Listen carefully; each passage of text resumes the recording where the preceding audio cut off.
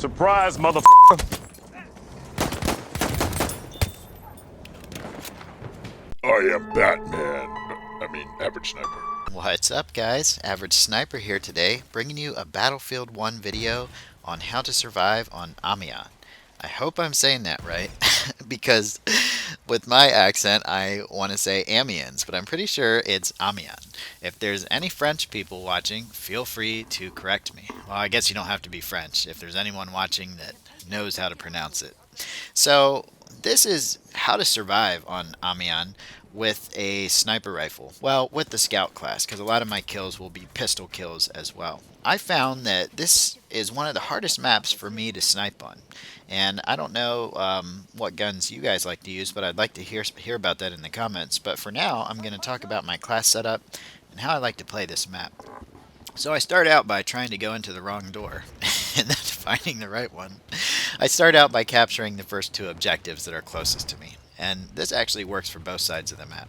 Then I go into this building and I try to kill the enemies that are trying to capture the objectives on the bridges, whether it be Duff or Charlie.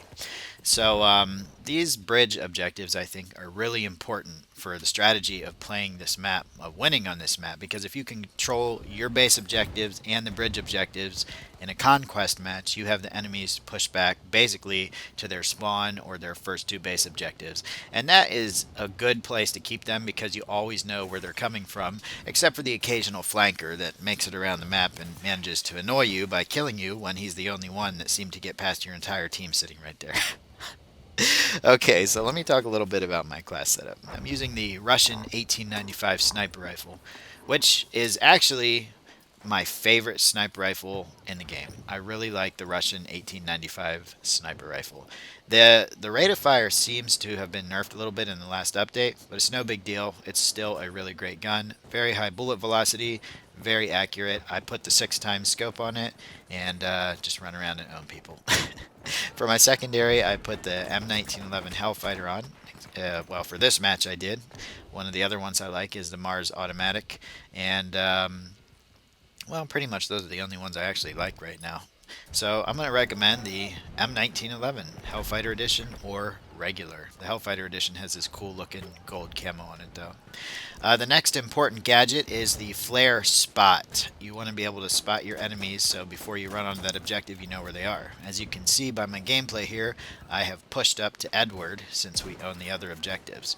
Shooting that flare out, and don't shoot it straight up in the air, just shoot it on the ground a little bit in front of you when you get to the objective and it'll show you where the enemies are. The spotting flares are really weird in this game. You'd think if you shot the flare straight up in the air like in real life, you know, it would kind of do its job. Not that the flare in real life will show you your enemies on a map, but it will illuminate the dark area. Not in this one. You can shoot your flare in the water, literally, and it'll still show you the enemies around you. Shoot it in the air, it's going to go far away, it's not going to be of use. So see how I just shoot it a little bit in front of me, and then I can see the map. Really confused me at first when I started playing this game, because I was like, how does this flare not work? I keep shooting it up in the air, and like nothing's happening. Shoot it on the ground, shoot it in the water, shoot it in a building. It'll still light up the whole area. You'll be able to see all the enemies on the map. They'll all be spotted. Works great. Doesn't seem to spot for your squad mates though, which is weird. I thought that it should at least spot for your squad mates. Maybe that would make it OP. I don't know, but I have tested it with my friends, and no, it doesn't work with the squad mates. I don't know. So maybe that's just by design. Maybe it's a bug. I don't know. And then for my next gadget, which I think is very important on this map, I like to put the trip bomb on. The incendiary one, the one that burns you up. You actually get two of them after the update. You used to only get one, but now you can get two incendiary trip bomb devices. Okay, so yeah. All right, now back to surviving on Amiens. So this is obviously a city map, an old city in France. And surviving on it as a sniper, like I said before, is difficult at best. I like to defend the bridge objectives. That seems to be the best place for sniping. If you can get into those buildings that overlook the bridge objectives, that's excellent. But you will get flanked, you will get shot from the other buildings, so be very careful when you're in these buildings right here, where I'm running into right now. Very dangerous place to be, but it can also be a very advantageous place to be if you can control the area. So right now you can see that they actually have Duff, which is why I ran back in here, and they're in the process of taking Charlie. And they have a train. So we're actually winning by over 200 points right now. So it's not that big of a deal, but when the train comes in, I like to stay really close to these objectives. This is assuming that you're winning, because the enemy behemoth is not going to come in unless they're losing by at least 100 points. That's how it works, in case you didn't know. You have to be losing pretty bad in order to get the behemoth. It's meant to kind of not necessarily change how the game is being played, but it's meant to give the enemies a chance. If your team is good enough, it doesn't matter about the enemy behemoth. You'll be able to take it out with teamwork and continue right along, which I believe is exactly what happened in this match. I'm pretty sure we took the train out and just continued pushing them back. I'm not a big believer in spawn trapping the enemy, but I am a big believer in strategic gameplay. So if you can keep the enemies pushed back, not necessarily to their spawn, you don't want to do base rape. That's just a little unfair. I mean, it happens, but I think it's a little unfair to have the enemies completely stuck in their base. Might be fun at times, but unfair. Okay. But keeping the enemies locked on to their base objectives, like, what is it? Edward and Freddy is definitely an optimal thing to do. Now, my team right here was being a little too aggressive, I believe, and they pushed up all the way, back capped them, which means they took their objectives that are closest to their base, and we lost Duff and Charlie, which are the two bridge objectives, which, again, in my opinion, are the most strategic objectives to have on this map. Regardless of what class you're playing, this is what you want to have. So I picked up the Flame Trooper kit, which is really awesome. Anytime you see an elite class that you can pick up, I would go for it. You can really help your team by getting in the right position with this elite class. I mean, sometimes you just get killed right away, but other times you can do some serious damage. Always good to have a medic with you too, because once these things get damaged, they take about 3 times as long, maybe 4 times as long to heal as a regular player with regular health. Once they start healing, it's all good, but you have to sit there for like 2 minutes waiting to heal unless you have health. So always, if you can, have a medic squad mate with you when you're running an elite class. It'll help you do, double, triple the damage you would usually do. So as you can see, I'm not making a big impact on Duff here. I'm trying to capture it, but I don't have any teammates here to support me, and I'm having to deal with lots of enemies just coming from everywhere. But since I'm already committed to it, I just decided to wait it out, which was probably a bad decision because this happens right here. But I do play pretty aggressive, so I run basically right back and try to resume my capture of it with my handy M1911 Hellfighter Edition pistol. And if you're wondering how I got that, I think it's because I ordered the early Enlister Digital Deluxe version of the game, which should have come with the Red Barons Hellfighter pack, I think what it was called. And you get the Hellfighter pistol and the Hellfighter or Lawrence of Arabia SMLE, and I think maybe some extra camos. I don't know everything it comes with, but it comes with some stuff. So I think this was the part of the game where we actually turned it around and put the enemies back on their 2 base objectives. Not that we really needed to turn it around, because my team was playing so aggressive and using so much good teamwork and tactics here that the enemies didn't really stand that much of a chance anyway. I think they were just kind of outmatched here.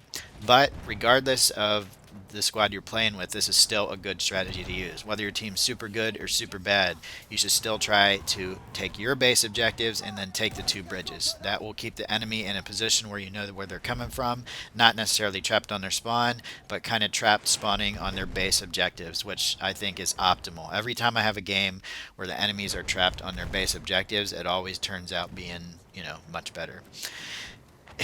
I mean, obviously, it's much better when you know where the enemies are coming from, and it kind of puts their spirits down a little bit when they're trapped. It's much easier to fight and get kills when you have a team that you're working with. Now, this part of the match is important. You see how many teammates I have here, and how cooperative they're all being pushing up to the same location.